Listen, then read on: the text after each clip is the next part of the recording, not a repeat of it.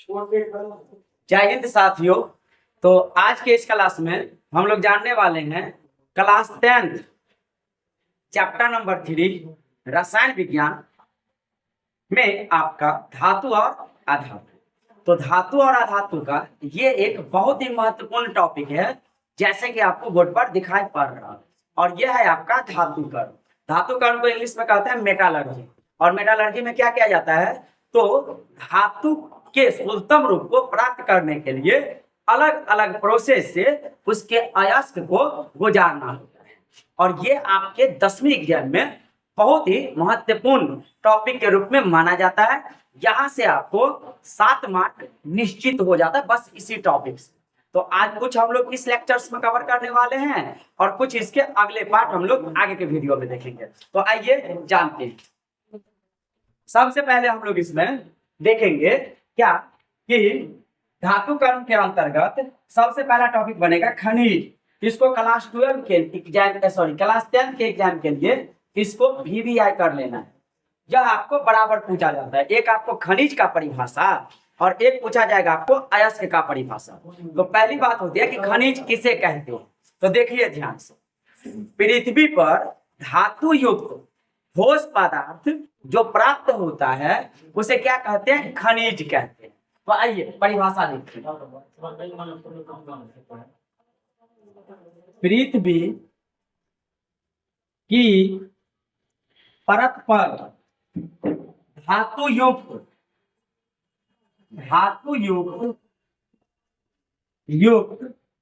ठोस पदार्थ धातु युक्त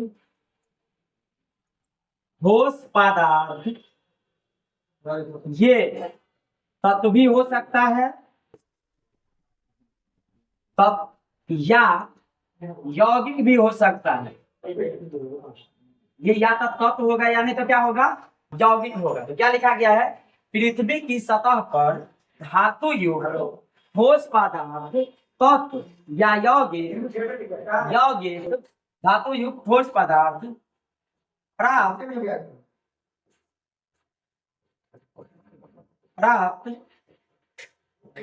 होता है उसे खनिज कहते हैं। उसे क्या कहेंगे, खनिज कहेंगे। बस इतना परिभाषा लिखना है। अब इस परिभाषा के साथ आपको दिखाई पड़ेगा क्या कि खनिज के कुछ उदाहरण। तो खनिज के कुछ उदाहरण जो आप लिखिएगा ना, तो उदाहरण के रूप में आप लिख लीजिए बॉक्साइट। उदाहरण के रूप में क्या लिखेंगे, बॉक्साइट। और बॉक्साइट का सूत्र होता है क्या, Al2O3 इंटू 2H2O। एक आप लिख सकते हैं क्या, तो अगर इसी का देखा जाए यह एल्युमिनियम का अयस्क भी कहलाएगा। आगे बताते हैं अयस्क होता क्या है।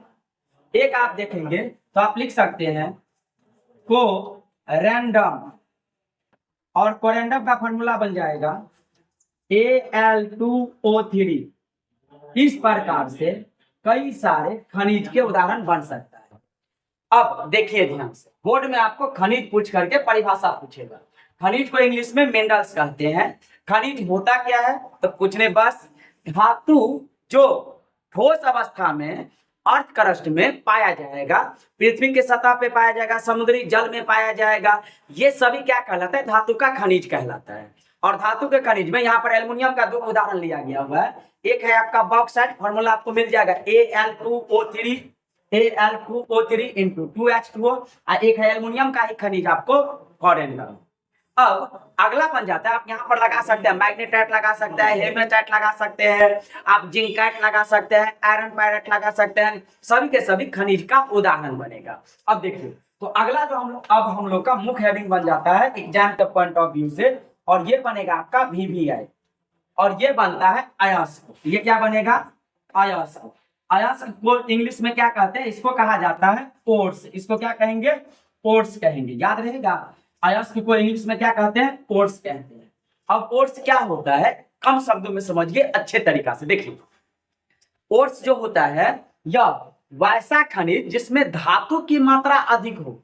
जैसे ये एल्युमिनियम का एक खनिज है, इस खनिज में एल्युमिनियम की मात्रा ज्यादा है, तो यही खनिज क्या कहलाएगा? ओर्स कहलाएगा।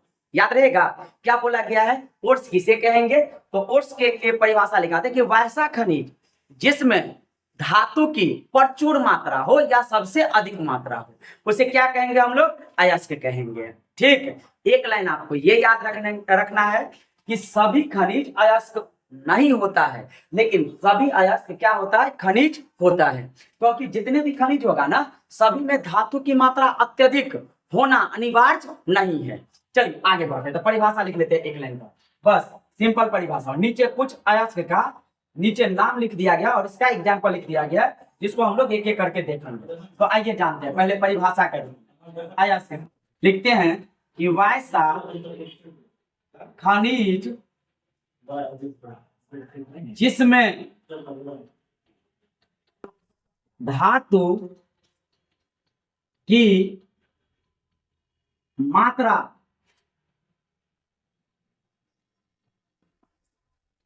अधिक पाई जाती है, उसे अयस्क कहते हैं। एक लाइन और लिख लेना है, पैराग्राफ चेंज कर करके। सभी अयस्क खनिज होता है, लेकिन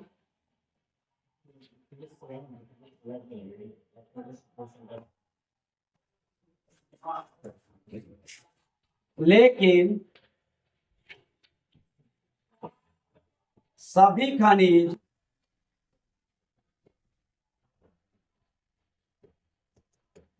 अयस्क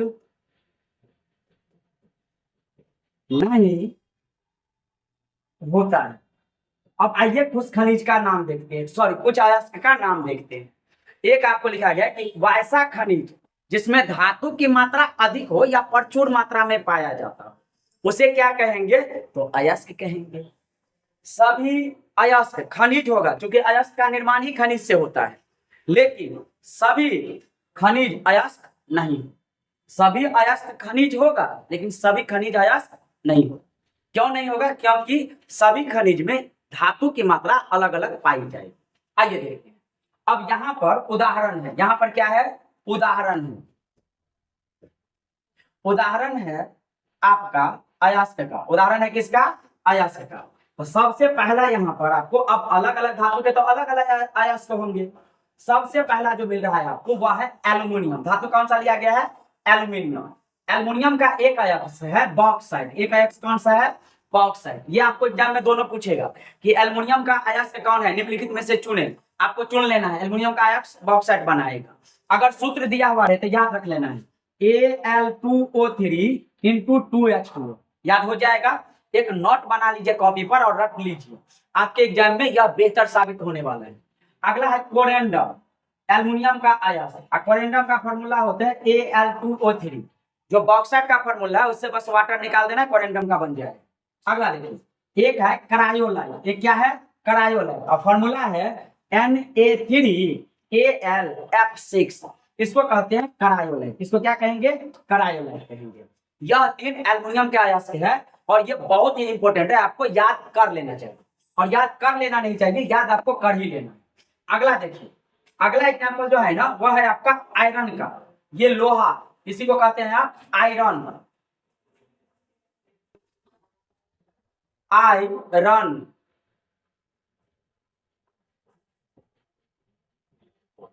या इसी को कहते हैं लोहा। संकेत बनता है Fe। परमाणु संख्या की बात कर ले तो 26। अब देखिए सबसे इंपॉर्टेंट क्या है आपका? तो सबसे इंपॉर्टेंट है आपको हेमेटाइट और मैग्नेटाइट। ये दोनों ज्यादा इंपॉर्टेंट है। हेमेटाइट जो अयस्क है ना, इसमें अगर देखिएगा तो आयरन की जो मात्रा होती है वह होता है 69.9%। इसका सूत्र बन जाता है Fe2O3। दूसरा मैग्नेटाइट, और इसमें आयरन की मात्रा होती है 72.4%। और इसका जो सूत्र बनता है वह बनता है Fe3O4। हेमेटाइट और मैग्नेटाइट में कुछ नहीं करना, याद करना बिल्कुल आसान है। हेमेटाइट याद करिए Fe2O3, बस एक आयरन और एक ऑक्सीजन बढ़ा दीजिए, मैग्नेटाइट का बन जाएगा। चलिए आगे बढ़ते हैं। अगला है लिमोनाइट। लिमोनाइट का फॉर्मूला होता है आपका Fe2O3 into 2H2O। कितना H2O? H2O, 2H2O नहीं, H2O। Limonite Fe2O3 into H2O, इसको कहते हैं लिमोनाइट। और लिमोनाइट अयस्क में आयरन की प्रतिशत मात्रा है कितना? 55%। ये कितना है? 55%। अगला है सीडेराइट। अगला क्या है? सीडेराइट। सीडेराइट का क्या बनाता है? ये 48% पाया जा रहा है। अब फॉर्मूला है FeCO3। सीडेराइट का क्या फॉर्मूला है? FeCO3। FeCO3 क्या बनाएगा? सीडेराइट। अगला देखिए, अगला है आयरन पायराइट, बहुत ही इंपॉर्टेंट। अब इसमें अगर मार्क करिएगा ना तो पहला मार्क कर लीजिए, इसके बाद अगर मार्क करिएगा तो दूसरा कर लीजिए, फिर तीसरा कर लीजिए, और चौथा भी कर लीजिए, और पांचवा तो कर ही लीजिए। मतलब आयरन के लिए सभी इंपॉर्टेंट हो। आगे बढ़ते हैं। तो आयरन पायराइट, और आयरन पायराइट का फॉर्मूला बनेगा क्या? तो आयरन पायराइट का फॉर्मूला बनता है FeS2। FeS2। चलिए अब इसके बाद आते हैं जिंक पर, ये सभी इंपॉर्टेंट है। अगला है जिंक। जिंक में है आपका, इसको कहते हैं आप जिंक, और जिंक है आपका, इस जिंक का देखेंगे तो जिंक का पहला है जिंक ब्लैंड। पहला क्या बना गया है? Zinc bland. और जिंक ब्लैंड का फॉर्मूला होता है ZnS। जिंक ब्लैंड का क्या फॉर्मूला बनेगा? ZnS। यह जिंक का एक अयस्क है। जिंक का एक क्या है? अयस्क है। अगला है जिंकाइट। अगला क्या है? जिंकाइट। और जिंकाइट का फॉर्मूला है क्या? तो जिंकाइट का फॉर्मूला है आपका, जिंकाइट का फॉर्मूला है ZnO। ZnO। अगर एक और लिखिएगा तो आप लिख लीजिए, इसका एक और बनाएगा आपको काइलेमाइन। ये क्या बनाएगा? काइलेमाइन। तो काइलेमाइन का फॉर्मूला बनेगा, काइलेमाइन का फॉर्मूला बनेगा, काइलेमाइन का फॉर्मूला बनेगा, क्या बनाएगा? तो ZnCO3। ये बनाता है काइलेमाइन, ZnCO3 काइलेमाइन। यह भी जिंक का क्या बनेगा? अयस्क बनेगा। नाम में हो सकता है कहीं पर एरर रहेगा, नाम में हो सकता है कहीं पर लिखने में एरर होगा, उसको सही कर देना। काइलेमाइन, और काइलेमाइन का बनाएगा आपका क्या? तो ZnCO3। यह तीनों इंपॉर्टेंट है जिंक के लिए। आइए अगला है एक सिल्वर भी आपको याद कर लेना चाहिए। ये सभी उतना ही आपके 10वीं के लिए इंपॉर्टेंट रखा गया जितना आपको जरूरी पड़ेगा। तो सिल्वर का होता है अर्जेंटाइट। सिल्वर का क्या होता है? अर्जेंटाइट। और बनाएगा क्या? Ag2S। Ag2S। अगला है मरकरी, इंपॉर्टेंट है। मरकरी का है आपको, मरकरी को पारा के नाम से जानते हैं। मरकरी का है आपका सिनेबार। मरकरी का क्या है? सिनेबार। और सिनेबार का होता है HgS। सिनेबार का क्या बनाएगा? HgS। HgS के बाद अब देखिए आप आगे, एक आपको लेड का लिख दिया है, शीशा जिसको बोलते हैं, इसको आप शीशा भी कहते हैं, शीशा भी कहते हैं। और शीशा का क्या बनाया है आपका? गैलीना। गैलीना, गैलीना। और गैलीना का होता है PbS। गैलीना का क्या बनाएगा? PbS। अब इसके बाद है कैल्शियम। यह आप वैसे याद रख लीजिए, आपको ऑब्जेक्टिव में काम आ जाएगा। एक बनाता है कैल्शियम का जिप्सम, जो कि पहला चैप्टर में आपको बताया गया है। अब फॉर्मूला बनेगा CaSO4। CaSO4 into 2H2O। ये क्या कहलाता है? जिप्सम। ठीक, यहीं से निकलता है प्लास्टर ऑफ पेरिस का, क्या बनाएगा? CaSO4 into half H2O। तो ये बना लेगा क्या? Plaster of Paris. ये क्या बना लेगा? Plaster of Paris. Plaster of Paris. ये फॉर्मूला है प्लास्टर ऑफ पेरिस का, प्लास्टर ऑफ पेरिस। ये इसका फॉर्मूला है, प्लास्टर ऑफ पेरिस का, याद रहेगा। और इसका उपयोग करते हैं अलग अलग, जैसे हड्डी टूट गया तो उसको सही करने के लिए डॉक्टर इसका प्रयोग कर लेते हैं। अगला है कैल्शियम कार्बोनेट, CaCO3। यह दोनों कैल्शियम के अयस्क बन जाएगा। उम्मीद करते हैं यह आपको समझ में आएगा। अब इससे आगे का जो प्रोसेस है ना, वह हम लोग अगले क्लास में करने वाले हैं। बस इसमें आपको इतना ध्यान में रख लेना है, आपको बहुत ही अच्छे से और कम शब्दों में आपको बताया गया। दो आपको यहाँ से टॉपिक क्लियर होगा, एक खनिज और एक अयस्क। बाद बाकी अयस्क को सांद्रण करने का विधि हम लोग अगले वीडियो में देखने वाले हैं। अयस्क को किस तरीका से सांद्रित किया जाता है, आप नोट पर ये सभी इसी क्रम में आपको लिख लेना है।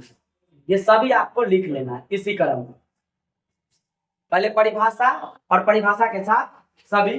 तो मिलते हैं अगले वीडियो में एक नए टॉपिक के साथ। इसमें बस दो ही चीज को कवर करना है। चलिए आगे बढ़ते हैं और अगला हम लोग अगले वीडियो में देखेंगे। Thank you.